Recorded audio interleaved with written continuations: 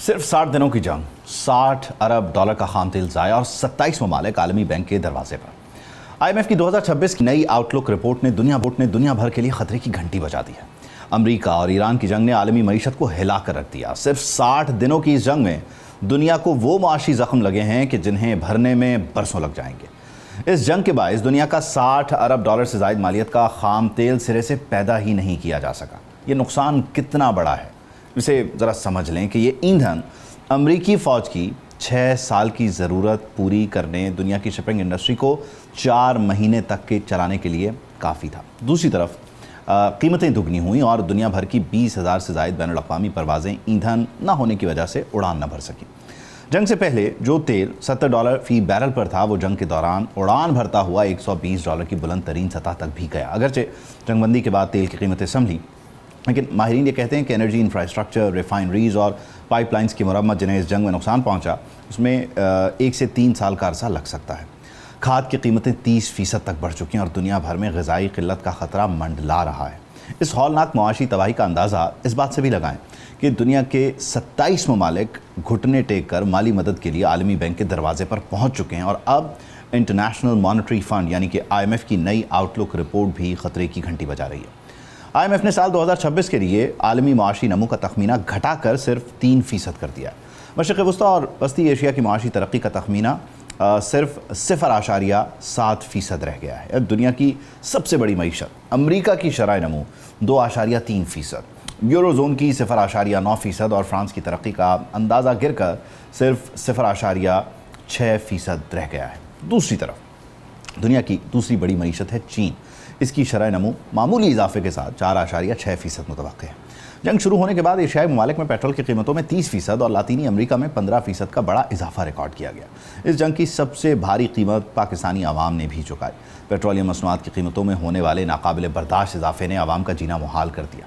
जंग से पहले 253 रुपये में मिलने वाला पेट्रोल जंग के दौरान जंप लगाकर ज़्यादा से ज़्यादा 458 रुपये और डीजल 520 रुपये फ़ी लीटर तक पहुँचा और अब 298 रुपये फ़ी लीटर पर बिक रहा है। पेट्रोलियम मसनूआत महंगी होने से पाकिस्तान में अफरात ज़र यानी कि महंगाई की शरह बढ़कर 11.1% की ख़तरनाक सतह तक पहुंची। इस जंग ने जहां अमेरिका को मुआशी दबाव में डाला, यूरोजोन को बहरान का शिकार किया, पाकिस्तान को महंगाई की दलदल में धकेला, वहीं ईरान की मईशत पर भी तबाहकुन असरात छोड़े, जिसके नुकसान का तखमीना 580 अरब डॉलर लगाया गया है।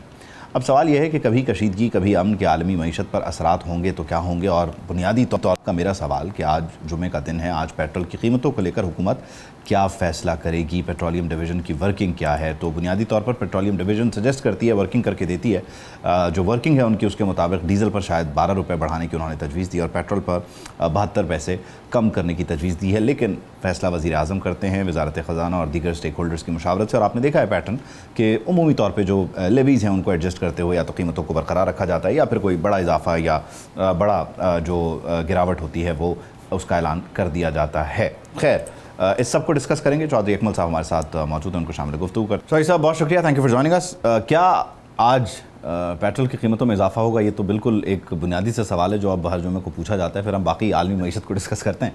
लेकिन आज क्या आप समझते हैं कि कीमतों में इजाफा होगा या ये सेम कीमतें रहेंगी? नहीं, मेरे ख्याल में कीमतें जो है वो वापस चूँकि पुरानी सतह के ऊपर आ गई हैं, जो इस हफ्ते के शुरू में थी।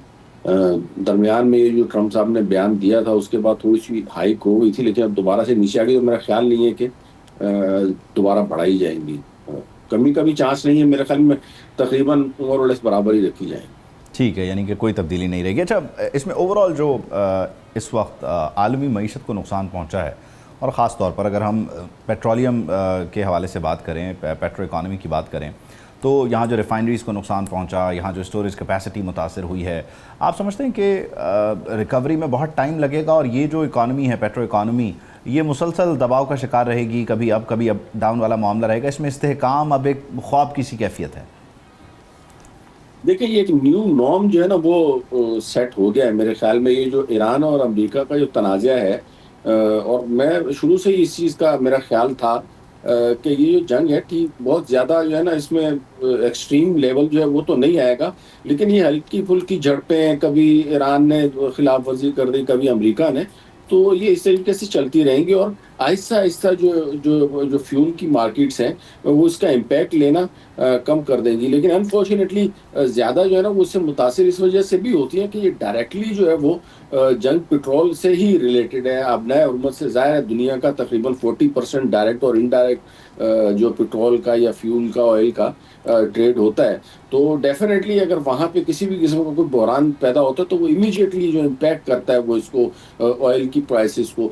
तो ये न्यू नॉर्म सेट होने के बाद मुझे लग रहा है कि जो प्राइसेस हैं वो 70 से 75 के दरमियान जो है ना ऑन एवरेज इस 2026 की या 27 की बात की जाए तो उसमें रहेंगी। हालांकि लास्ट ईयर की अगर बात की जाए तो उस वक्त ये प्राइसेस $60 तकरीबन पिछले साल रही हैं। तो इस मरतबा जो है ना इसमें ये जो लेवल है 70 से 75 तक का यही एक्सपेक्ट किया जा रहा है। और मोस्ट ऑफ द बिजनेसेस या इन्वेस्टर जो हैं वो इसी जो है वो जो फोरकास्ट है इसको लेके अपनी जो वर्किंग्स हैं या जो डिसीजंस हैं वो लेते जा रहे हैं। तो this is basically a new norm and which is not going to end in near future I guess. अच्छा, इसमें एक ज़ाहिर है एक हर डिज़ास्टर के साथ एक अपॉर्चुनिटी भी आती है। दुनिया ने क्लाइमेट चेंज से मुतालिक पेरिस अकॉर्ड पे एग्री किया और तय किया कि 2035 तक कौन से ममालिक क्या काम करेंगे, 50 तक के प्लान्स हैं। आप समझते हैं कि ये न्यू नॉर्मल जो है, और जिस तरह से आप कह रहे हैं कि आहिस्ता आहिस्ता आने वाले दिनों में शायद ये मार्केट उस तरह का इम्पैक्ट ना ले इस न्यू नॉर्मल का, ये वहीं ममालिक को पुश भी करिए कि वो जो अल्टरनेट मीन्स हैं उनकी तरफ तेज़ी से बढ़ें भी। और आप समझते हैं कि क्या उस डायरेक्शन में जब हम जाएंगे तो यहाँ का इम्पैक्ट बहुत कम रह जाएगा या कम होना शुरू हो जाएगा? देखिए एज फार एज पेट्रोल और ऑयल इज कंसर्न तो उसके ऊपर तो इन्हिसार जो है ना आहिस्ता आहिस्ता कम होता जा रहा है। अगर हम उसकी बात करें बिजली के स्पेसिफिक हवाले से या व्हीकल्स वगैरह के हवाले से, उसमें तो alternative energy sources, renewable energy basically जिसे हम कहते हैं, जिसमें सोलर है, विंड है और पानी की तो ज़ाहिर है एक बहुत ही पुरानी सबसे कदीम सोर्स है बिजली बनाने की। तो इसकी तरफ आहिस्ता आहिस्ता जो है ना वो दुनिया जा रही है। लेकिन इसके अलावा जो है ना पेट्रोल की जो बाई प्रोडक्ट्स हैं वो बहुत ज़रूरी है। फॉर एग्जांपल मैं आपको कहूँ कि जैसे नेचुरल गैस है that is primary requirement of fertiliser.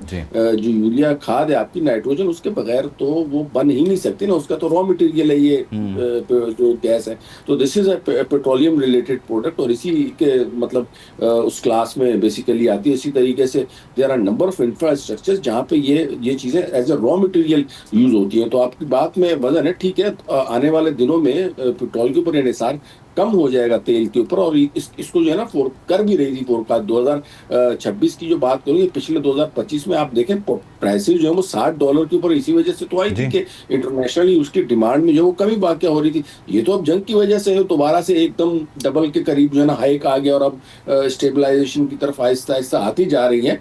तो दिस इज जस्ट बिकॉज कि उसकी इंटरनेशनल डिमांड खत्म हो रही है और आहिस्ता आहिस्ता दुनिया मेरे ख्याल में फ्यूल के ऊपर जो है वो इन्हिसार अपना कम करती जाएगी। हाँ, अलबत्ता खत्म होने में डेफिनेटली वो बहुत टाइम लगेगा, कहना कबल इस वक्त। अच्छा, इसमें IMF की आउटलुक रिपोर्ट है वो ये बताती है कि ओवरऑल जो आलमी मईशत है उसकी शरह नमू है वो नीचे की तरफ आ रही है, क्योंकि ये जो सूरत हाल है, हालात है, वाक़यात हैं। एक इकॉनमी जो है उससे मुताल्लिक उसने ये नहीं कहा, वो चीन की इकॉनमी है। आप समझते हैं कि चीन जो है वो, बल्कि आप क्या समझते हैं बुनियादी तौर पर कि चीन ऐसा क्या कर रहा है कि वहाँ वो नेगेटिव मार्किंग नहीं हुई जो कि पूरी दुनिया में हुई है? देखे ना जी, जब कोई भी बंदा बिजनेस करता है, अगर हम कहते हैं कि एक बंदा नुकसान उठा रहा है तो फिर कोई ना कोई फायदा भी तो उठा रहा होता है ना। तो इंटरनेशनली भी अगर बात की जाए तो उसमें जहां दूसरी इकोनॉमी अगर डाउन हो रही है तो उसका अल्टीमेटली फायदा तो किसी ना किसी को तो हो रहा है, एंड दैट इज चाइना। और आफ्टर दिस वॉर, ये जो ईरान और अमेरिका की वॉर है, उसके बाद द ग्लोबल ऑर्डर जो है वो एक किस्म का रीसेट हो गया है और मल्टीपोलर वर्ल्ड है और उसमें चाइना ने अपने आप को मनवाया है और उसकी जो जो स्ट्रेंथ है that is mines and minerals से रिलेटेड और रेयर अर्थ मिनरल्स के ऊपर जो उसकी कस्टडी है दैट इज वेरी स्ट्रॉन्ग। और उसकी वजह से जो है वो अमेरिका तक को उसने हिला दिया, क्योंकि AI और दीगर टेक्नोलॉजी से रिलेटेड जो चिप्स हैं उसमें सब ये रेयर अर्थ मिनरल्स ही यूज होती हैं। दूसरा, उन्होंने अपनी एनर्जी को बहुत चीप और बहुत सस्ता कर दिया, लेबर उन्होंने बहुत सस्ती कर दी। और मैंने देखा है कि ये जो इस वक्त जो ममालिक तरक्की कर रहे हैं या जो ग्रो कर रहे हैं ना, उन्होंने इन दोनों चीज़ों के ऊपर बहुत कंट्रोल हासिल किया हुआ है। और उसकी मिसाल नॉट ओनली चाइना, हमारा पड़ोसी मुल्क है, बांग्लादेश है, इंडिया है, वियतनाम है। अब ये इसी चीज़ के ऊपर तो जो है ना वो हमें जो हमारी टेक्सटाइल में उनसे कंपैरिजन है, बाकी तो किसी चीज़ में सच कोई कंपैरिजन है नहीं as far as industry industry is concern, लेकिन वो लोग सिर्फ और सिर्फ ये चीप होने की वजह से लेबर एंड जो पावर से रिलेटेड प्राइसेस हैं, और जाहिर है इसमें उस वजह से ये वो भी है कि इंटरनेशनल शायद व्हाइट हाउस के कुछ फैसले ऐसे रहे कि जिसने अपने इत्तेहादियों को दूर किया। कनाडा आपने देखा कि किस तरह चीन के साथ अलाइन हुआ है, इस तरह यूरोप के दीगर कितने ममालिक जो हैं वो चीन की तरफ आए हैं और अगले 5 साल के लिए तिजारती माहदे, दीगर MOUs वगैरह हुए हैं। तो ये भी एक बहुत बड़ा फैक्टर है कि चीन ने कभी भी जो एक सख्त पोजीशन है वो नहीं ली, जिसकी वजह से वो दुनिया के लिए हमेशा काबिल कबूल रहा। ये भी बड़ा वेलकमिंग एटीट्यूड है उनका। देखिए, दुनिया जो है ना वो चढ़ते सूरज की पुजारी है, ठीक है ना। और जो बंदा मेहनत करेगा, चाहे वो मुल्क हो, रियासत हो, इंसान हो, बिजनेस हो, कुछ भी हो, जो भी मेहनत करेगा उसको उसका मुकाम मिलेगा। और चाइना ने मतलब ये कोई वैसे ही उसको प्लेट में रख के किसी ने नहीं दिया। जो उसने अभी जो चीज़ें अचीव की हैं, उसके पीछे उनकी एक मेहनत है, उनकी एक लॉन्ग टर्म प्लानिंग है, उन्होंने एज ए नेशन कंट्रीब्यूट किया है। तो अब इससे हम ये कहें कि जी ये हमें भी इस तरह का हो जाए, हमें भी ज़ाहिर है फिर उसी तरीके से डेफिनेटली मेहनत करनी पड़ेगी। तो चाइना ने जो मुकाम बेसिकली हासिल किया है, उसको मेरे ख्याल में अगर दूसरे भी कोई अचीव करना चाहें तो उसके लिए उसी तरीके से वो दूसरे ब्लूप्रिंट ममालिक को डेफिनेटली मेहनत मौजूद करनी है। अच्छा, पड़ेगी। इसमें लास्टली चौधरी साहब ज़रा ये ऐड कीजिएगा कि जाहिर है वो हम ईरानी तेल की तरफ देख रहे थे और गैस पाइपलाइन को लेकर भी हमने सोचा कि जी वो मामला आने वाले दिनों में MOU के तहत चलेंगे, बेहतर होंगे, लेकिन वो फिर एक पाबंदी आ गई है तेल को लेकर। ऑल्दो यू नेवर नो कब वो ख़त्म हो जाए दोबारा।